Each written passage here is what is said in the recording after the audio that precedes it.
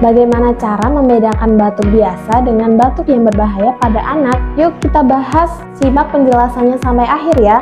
Batuk adalah mekanisme pertahanan alami tubuh untuk membersihkan saluran pernafasan dari iritan seperti lendir, kemudian debu, atau partikel asing lainnya. Pada anak-anak, batuk sering terjadi dan sebagian besar tidak berbahaya. Namun, penting bagi orang tua untuk mengenali perbedaan antara batuk biasa dan batuk yang berbahaya. Penyebab batuk biasa pada anak umumnya disebabkan oleh infeksi virus seperti virus penyebab flu biasa atau infeksi saluran pernafasan atas lainnya.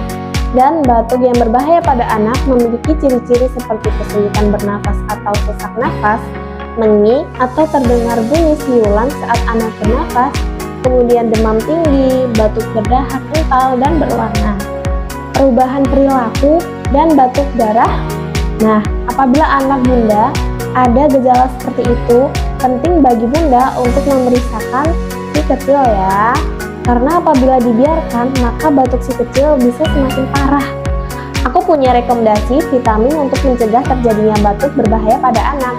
Madu vitamin Meltusif dari Naturavit. Madu ini memiliki kandungan yang bisa membantu meredakan batuk dan meringankan sariawan, meningkatkan stamina anak, dan mengobati permasalahan pernafasan. Buat bunda yang mau produknya bisa langsung beli di akun ini ya.